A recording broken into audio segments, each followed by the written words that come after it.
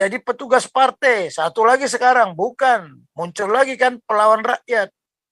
Makanya lagi saya punya ide, Prabowo presidenku, Prabowo presiden kamu, dan Prabowo presiden kita. Itu nanti untuk ngalahkan kadrun-kadrun ini. Karena saya juga nggak suka lihat PDIP sekarang, terlalu arogan saya lihat. Ya seolah-olah dia partai yang berkuasa, semua mau dikuasai semua sama mereka. Kayak partai nggak punya salah aja gitu loh. Mereka sudah, waduh serangan mereka bertubi-tubi. Saya beritahu aja, itu kontingensi. Jadi kemungkinan kontingensi itu bisa terjadi. Nah ini tergantung PDIP. Kalau PDIP ngalah, Ganjar jadi wakil Prabowo, udah selesai, presiden udah jelas ada. Sudah menang, nggak perlu capek-capek lagi. Tapi tergantung ya, saya katakan. Makanya kemarin saya bilang, ya ini internal saya lah, rahasia saya dengan senior-senior saya.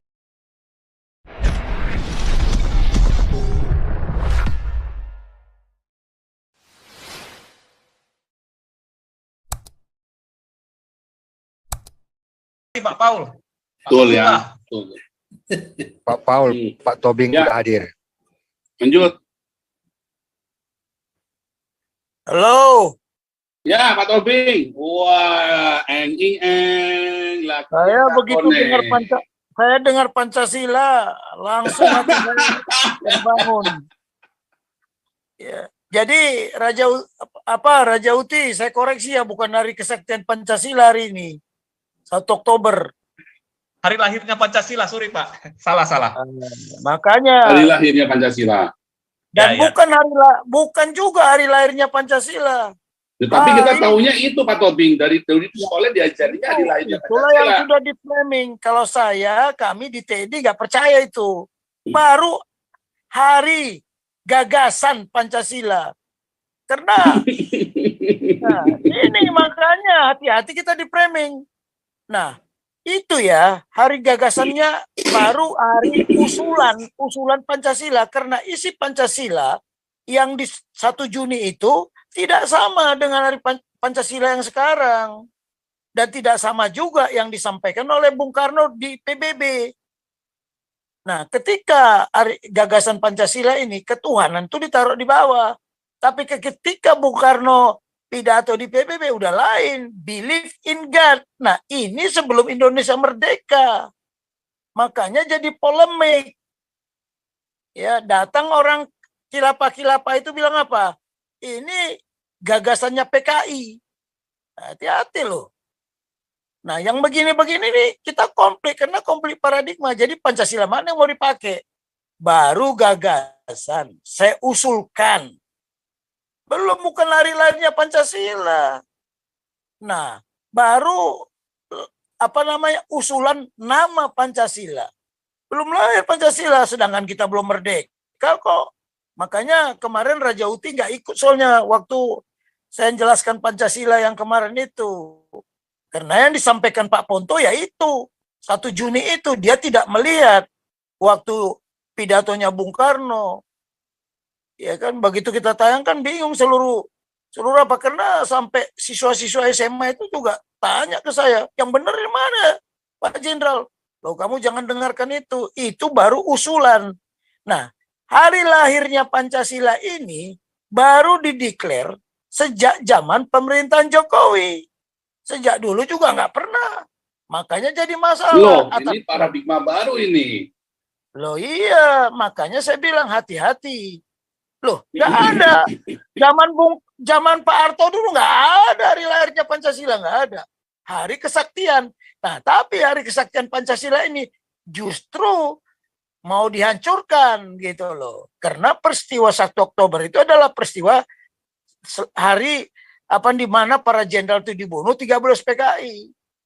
Nah, udah macam-macam. Nah, kalau 1 Oktober hari kesaktian Pancasila itu Orde Baru yang menetapkan itu.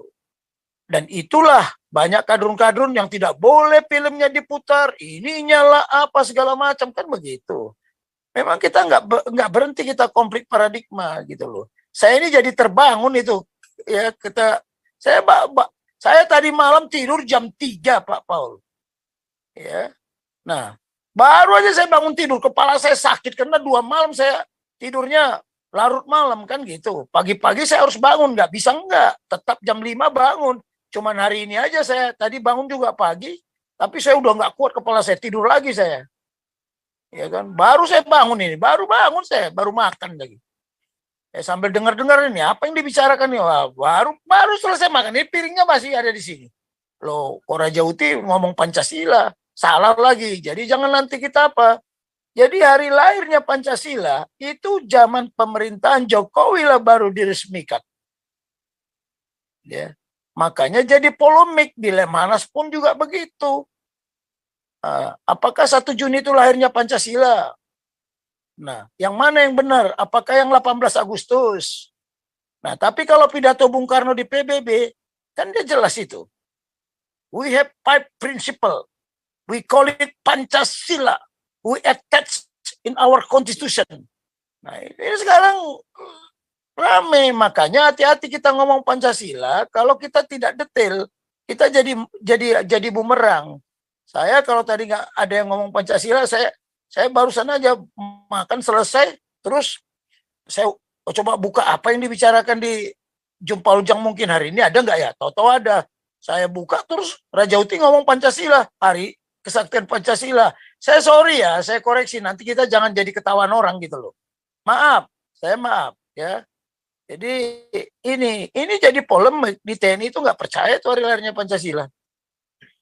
Makanya organisasi saya nggak perlu kita mengucapkan selamat hari lahirnya Pancasila, tapi rame semua kan. Nah, datang pihak kadrun, itu yang merayakan hari lahirnya Pancasila itu adalah PKI. Baca nggak? Karena itu adalah ciptaannya PKI komunis. Nah, yang mana yang benar? Kita ini ribut aja. Ini makanya paradigma baru ini bermunculan. Ya, itu tadi yang saya bilang, the power of change, we cannot control. Nah, ini nggak tahu hari lahir Pancasila ini yang menetapkan siapa? Pemerintah atau DPR? Yang begini-begini inilah kita kadang-kadang ribut, tapi yang buat ribut itu siapa saya nggak tahu lah ya. Bermunculanlah paradigma baru, bermunculanlah statement-statement baru, ya kan? Pejabat jadi petugas partai, satu lagi sekarang bukan, muncul lagi kan pelawan rakyat. Makanya lagi saya punya ide, Prabowo presidenku, Prabowo presiden kamu, dan Prabowo presiden kita. Itu nanti untuk ngalahkan kadrun-kadrun ini. Karena saya juga nggak suka lihat PDIP sekarang terlalu arogan saya lihat.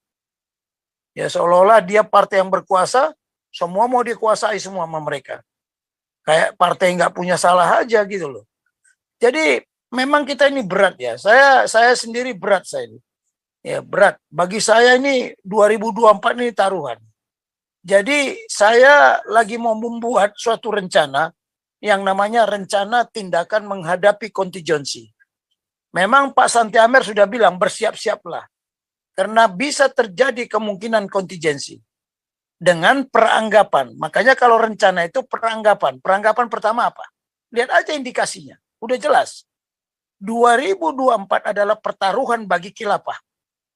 Untuk mewujudkan khilafah di Indonesia.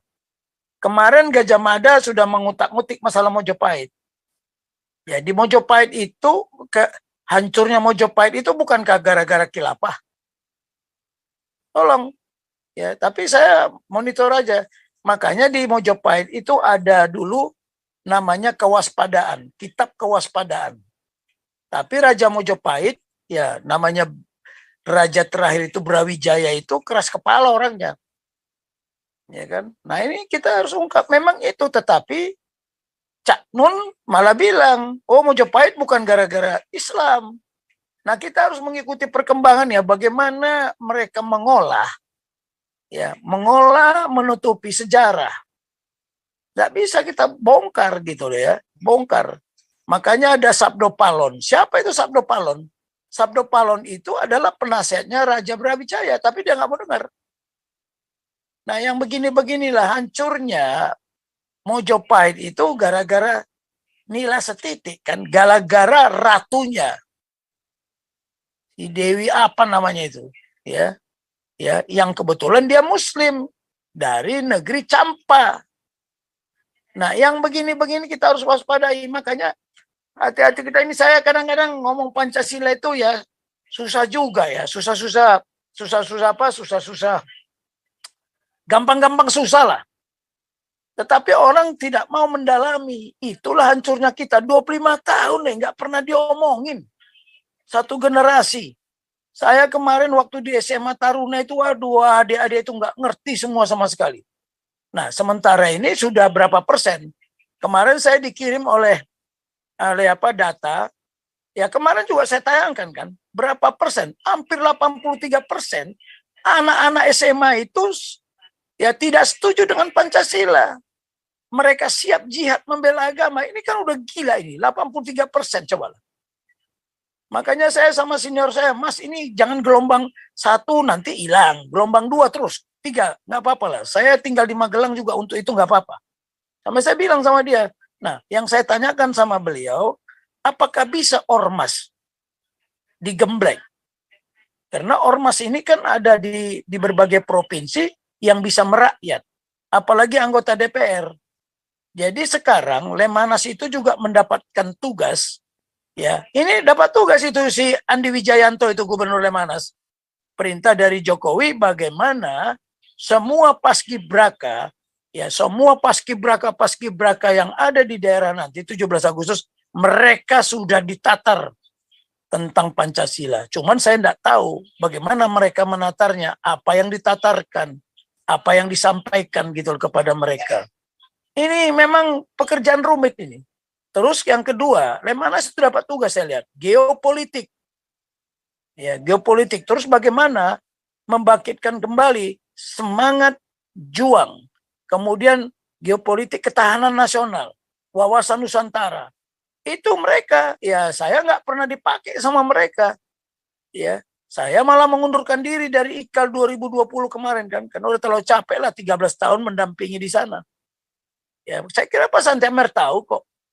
Ya kadang-kadang rapat saya di sana, udah kalau bos-bos itu datang, lihat saya rapat, oh udahlah, kalau Tobing yang mimpin sudah betul itu katanya, di tangan yang benar. Jadi saya mengundurkan diri karena capek saya, 13 tahun nih, nggak main-main. Dari 2009 sampai 2020, bukankah 13 tahun? Saya mengundurkan diri, Pak, saya udah capek Pak, dari rumah, datang ke Lemhanas, naik kereta api, naik ojek, kan gitu. Nah yang begini-begini, jadi kalau kita mau benar tentang Pancasila.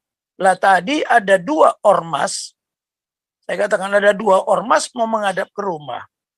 Dia bilang begini, Pak Tobing, nah, karena buku mereka dapat, bagaimana kita menyebarkan Pancasila di gereja-gereja.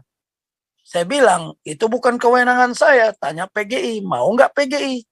Kalau PGI mau, ayo kita lakukan itu. Nah saya bilang, tapi buku Pancasila saya udah tinggal berapa lagi nih, saya bilang nggak bisa. Nah kalau kalian mau bantu cetaklah, saya bilang, saya bikin ringkasan eksekutifnya, eksekutif summary. Jadi oke, kapan mau kita gelar seminar? Ya kalau boleh seminggu sebelum G30S atau sebelum 1 Oktober. Nah ini mereka mau datang ya oke. Kemudian ada podcast lagi mau datang kemarin. Saya nggak tahu dari mana mereka tahu nomor telepon saya. Pak, saya mau ke rumah. Dia mau ke rumah hari Sabtu ini. Saya bilang, enggak, tunggu dulu. Saya Sabtu ada agenda. Mau podcast dia. Masalah apa? Masalah Pancasila. Loh, kamu tahu telepon saya dari mana? Dari teman. Teman mana? Nah, saya bilang, kalau saya masuk ke TNI, itu di Kostrad itu sudah ada. Di TNI itu ada namanya pejabat yang bertanggung jawab tentang mental dan ideologi, kabintal ideologi. Jadi kita nggak boleh masuk ke nggak di luar apa namanya area of responsibility. Bicara pun ini masalah Pancasila ini harusnya BPIP bukan kita gitu loh. Tetapi bagaimana kita bekerja sama? Nah, yang kedua tentang spanduk ya, tentang spanduk. Itu dulu saya taruh di gedung MPR. Ya, di gedung MPR saya taruh pokoknya di tempat-tempat yang strategis. Tetapi dulu ada lambang Kodam Jaya. Jadi nggak ada orang berani nurunkan kan? Kalau kita nanti pakai lambang mana? Ya, dulu itu saya harganya sekarang mungkin sudah mahal ya dibandingkan dengan zaman dulu. Kalau dulu saya hanya menyarankan ke Panglima, Panglima perintahkan bikin semua. Semua batalion bikin, Kodim bikin semua sampai Koramil gitu loh. Karena waktu itu masih murah. Kalau tidak salah 200 atau 150.000 lah. Ya. Nah, yang masang itu ya tentara. Nah, kalau sekarang kita gimana? Harus ada koordinasi. Nah, ini karena nanti begitu dipasang besoknya udah diturunkan juga sama mereka. Nah, bagaimana kita koordinasi ke Kodam? Bagaimana koordinasi kita ke Angkatan Darat? Supaya boleh nggak kita menggunakan itu, ada simbol Galarua, ada simbol itu gitu loh. Ya, ini memang konsep apanya? Konsep yang kita tulis di spanduk juga kita bermacam-macam. Saya dulu sebenarnya ada 14, cuman Panglima menyetujui cuman 3. Udahlah Bing, aku iki Islam abangan. Nanti nek ditakoni masalah-masalah kitab, saya bingung, kata Pak Bibit. Jadi damai itu indah, damai itu sejahtera, damai itu bahagia. Padahal saya bilang, banyak lagi ya orang yang hati nurani dan pikirannya ya memikirkan tentang kedamaian, dipastikan mereka pasti berasal dari Tuhan. Nah, itu pasti memuliakan nama Tuhan. Oh, jangan pakai itu Bing, nanti bahaya. Itu loh. Itu hari Minggu saya dipanggil baru pulang gereja. Gereja saya kebetulan di asrama. Di resimen sana Tanjung Priok ada gereja GKI. Nah, kebetulan pendetanya Purba. Bercerita tentang damai. Gitu loh. Nah, saya jadi teringat. Terus pulang gereja saya dipanggil sama Panglima. Dikumpulin semua para komandan di rumahnya. Ditanyainlah satu-satu. Saya kolonel waktu itu, saya kolonel masih junior. Ya, masih junior saya kolonelnya. Ya, jadi apa namanya? Ya urut dulu lah dari senior-senior ngomong. Nah, ketika saya ditanya, ya saya mau dengar, dan men konsepnya apa? Kita perang informasi, Pak. Main spanduk, senjata masuk ke gudang. Tidak ada senjata meletus. Kalau Bapak tidak mau di kursi panas, jangan sampai timah panas meletus di Jakarta. Nah itu, tetapi perlu duit. Waktu itu Pak Yudo, Menteri Perumahan Rakyat itu mendukung sampai 200 juta. Setelah kita pasang-pasang. Kita pasang semua. Di daerah-daerah yang mana? Di daerah-daerah yang strategis lah. Nah, itu satu. Nah, tetapi berkembang. Panglima TNI lihat. Seluruh Kodam yang ada di Indonesia diperintahkan memasang itu gitu loh. Tapi hati-hatilah, yang namanya perang informasi itu bisa cepat basi loh, bisa expired. Jadi kita harus terus-menerus gitu loh. Nah, sekarang kita harus menyusun konsep apa yang mau kita tulis di spanduk itu. Ya, saya satu daerah aja di gedung MPR itu saya pasang. Saya pasang. Kalau di batalion-batalion pasang. Makanya ini pendidikan bela negara ini, ya saya kemarin sudah bilang juga, pendidikan bela negara, tolong anak-anak tentara itu dulu lah. Setiap satuan itu diberitahu, karena anak tentara pun, ya anak tentara sudah terpengaruh. Saya beritahu anak saya aja udah ikut-ikutan, wah saya hajar bener. Karena dia mahasiswa, ikut-ikutan dia sama temannya. Mahasiswa sudah terpapar kan begitu. Jadi ini memang perang begini ini berat. Ya, tapi ya itulah peperangan sekarang. Nah, kita lihat itu kemungkinan kontingensi disebabkan oleh apa? Chaos. Jangan, ini peranggapan belum menjadi kenyataan. Ya. Apakah pada saat mendekati pemilu terjadi chaos? Bahkan terjadi kedaruratan. Mungkin nanti ada yang menciptakan itu supaya muncullah yang disebut darurat. Yang kedua, ya dengan keadaan darurat kembali ke Undang-Undang Dasar 45 sehingga Jokowi bisa berlanjut gitu loh. Ini banyak konsep ini, makanya kita bingung juga sampai sekarang, wakil-wakil aja belum ditentukan kan. Saya juga mengikuti terus analisa itu. Yang ketiga, apakah kita bisa menjamin tokoh-tokoh elit itu, ya tokoh-tokoh elit itu tidak game umpamanya. Saya mohon maaf ya, saya tidak mendahului Tuhan. Bisa saja terjadi game. Wah, itu lebih parah lagi. Chaos benar. Chaosnya disebabkan di partai juga ribut. Berkelahi mereka sendiri. Pecah gitu loh. Nah, ini kenapa? center of gravity itu dipegang oleh satu orang, pusat kekuatan itu. Ya, kecuali Golkar saya lihat. Kalau Golkar tidak. Tapi kalau PDIP dipegang oleh ketuanya. Surya Paloh, Nasdem juga begitu. Partai Demokrat juga begitu. Karena pusat kekuatan itu difokuskan kepada satu orang. Itulah berbahayanya. Seperti Bros Tito dulu. Makanya ketika Bros Tito, Pak Bung Karno berkunjung, kekuatan Anda di mana? Oh, saya punya pasukan yang kuat, yang setia. Nah, kembali lagi Bros Tito tanya ke Bung Karno, kalau Anda di mana? Saya punya Pancasila.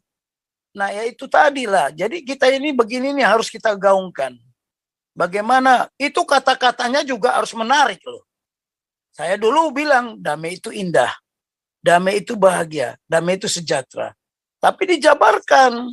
Makanya Munir yang yang teriak-teriak HAM itu kaget dia. Wah, Jakarta perang dengan cara lain. Loh iyalah, karena ada konseptornya. Ya saya banyak ide loh. Makanya ide itu yang penting. Diawali oleh ide.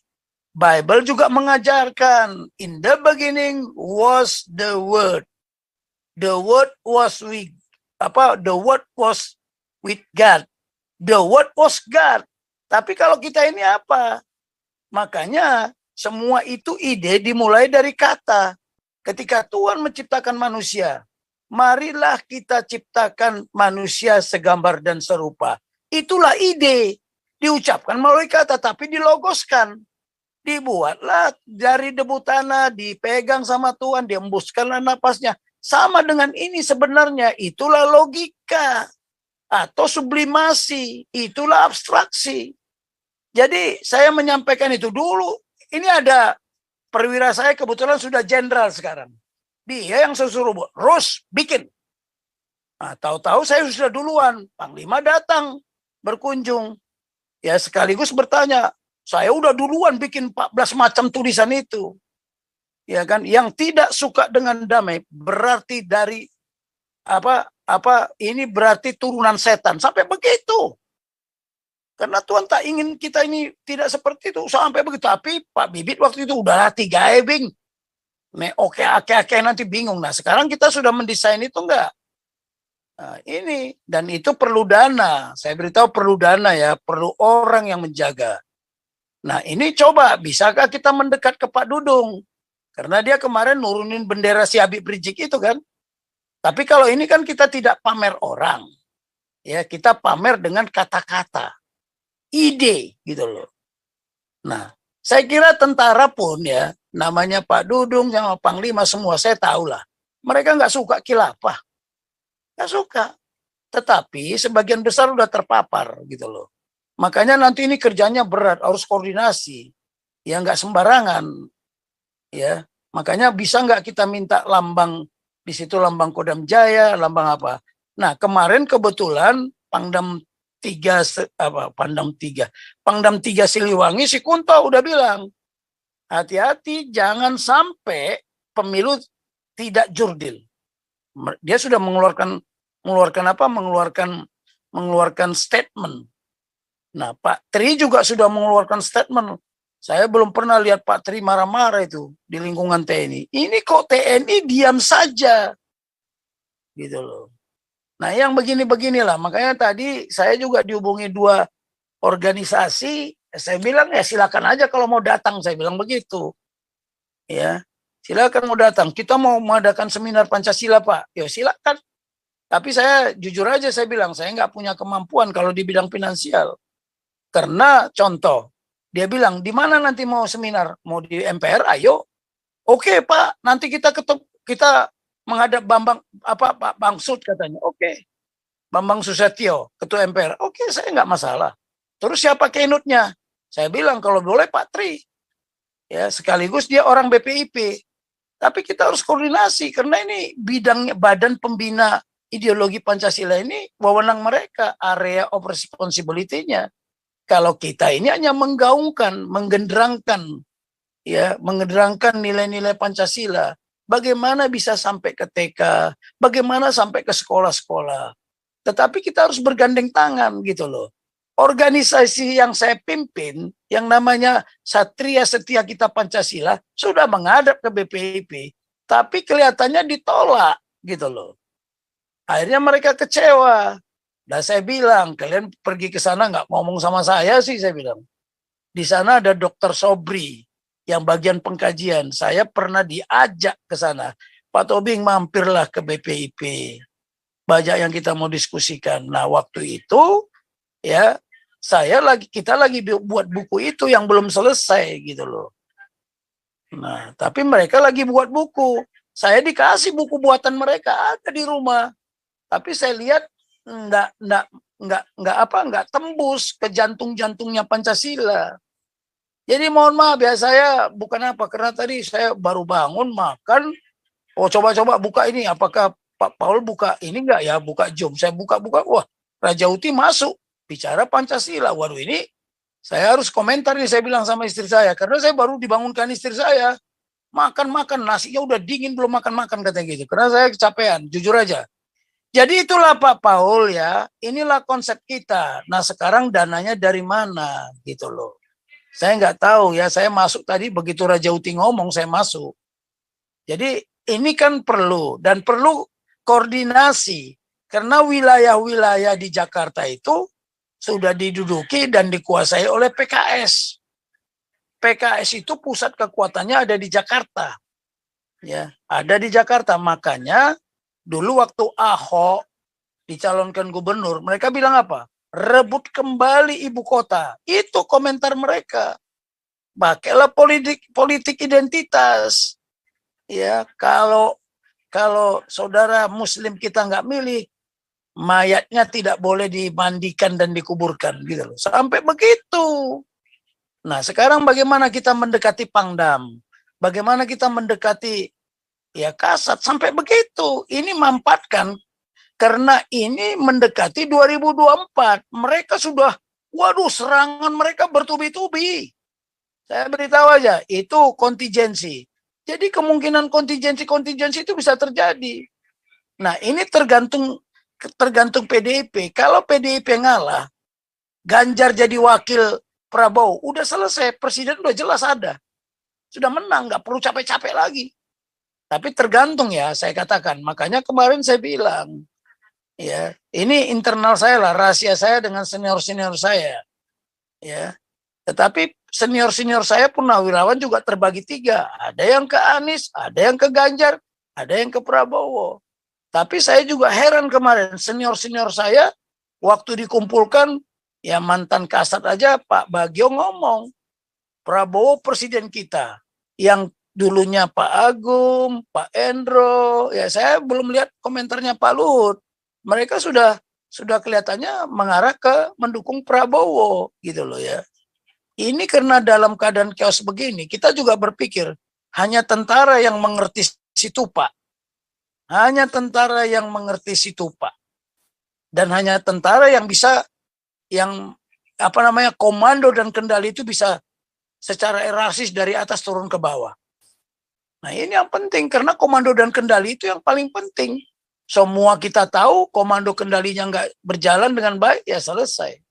Makanya ini nanti ada rencana. Bagaimana rencana kampanye ini bisa berjalan tanpa krisis. Tetapi kemungkinan terjadi krisis itu bisa saja. Walaupun belum menjadi fakta. Karena indikasinya sudah ada. Indikasinya sudah ada. Nah, inilah pekerjaan orang intel sebenarnya. Jadi kalau kita mau buat rencana nanti kapan lah. Saya tayangkan rencananya. Seperti inilah rencana kita gitu loh. Saya dulu di staf operasi itu sudah situasi begini ya, 2024 ini bakal terjadi chaos. Itu 5 tahun yang sebelumnya udah kita buat konsepnya. Bahkan sudah kita siapkan latihannya. Bahkan sudah kita siapkan namanya rencana jingga. Rencana jingga itu apa artinya? Kalau terjadi benar-benar.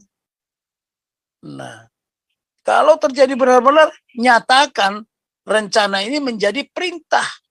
Karena kalau rencana itu masih ada peranggapan, tapi kalau perintah udah nggak ada lagi peranggapan.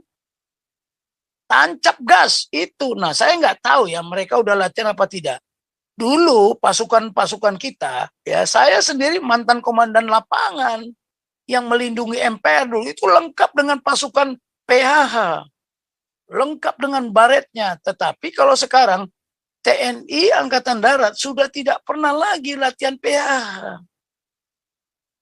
Pasukan huru-hara, semua perlengkapan yang miliaran rupiah itu diserahkan polisi semuanya. Loh, saya tahu, saya pelaku di lapangan kok. Ya, dulu saya tanggung jawab saya itu dari mulai Tanjung Priuk itu ya, Jakarta Utara sampai Jakarta Pusat, itu wilayah saya. Sampai gedung MPR. Saya tidur di MPR itu, di emperan lagi. Ada Wisma di situ satu ya, Wisma Permata Hijau. Ruang lobinya saya pinjam. Saya tidur di situ sama anak buah saya. Nggak ada. Ya ini yang begini-begini ya. Saya pelaku di Kodam Jaya ini. Ya ibu kota ini sudah paham betul. Saya bayangin dinas di Jakarta itu berapa puluh tahun saya dinas di Jakarta nggak pindah-pindah. Cuman ke Surabaya sekali, ke Tim-Tim sekali pindah jadi dandim. Ya, ke Malang jadi guru, jadi pelatih. Saya ke Kalimantan sekali, ke Aceh sekali. Cuman itu aja. Tapi kembali lagi ke Jakarta. Ya, kembali lagi ke Tangerang ini. Ya inilah, sampai mati pun mungkin nanti saya di Tangerang kan gitu. Jadi ini kita harus persiapan kalau memang Galarua. Saya tadi kemarin saya telepon. Dulu 1 Juni saya declare di Bandung itu di Gedung Asia Afrika loh. Sama Abah Baktiar Yusuf yang mendeklar anti khilafah. Kan kemarin saya pernah tunjukkan. Tapi 1 Juni ini ya gimana ya. Saya juga sibuk. Inilah harusnya kita Galarua juga membicarakan Pancasila 1 Juni ini. Tapi berupa gagasan. Mohon maaf ya, Lai Raja Uti, Sotung Ngacir Roham, ya. Halo,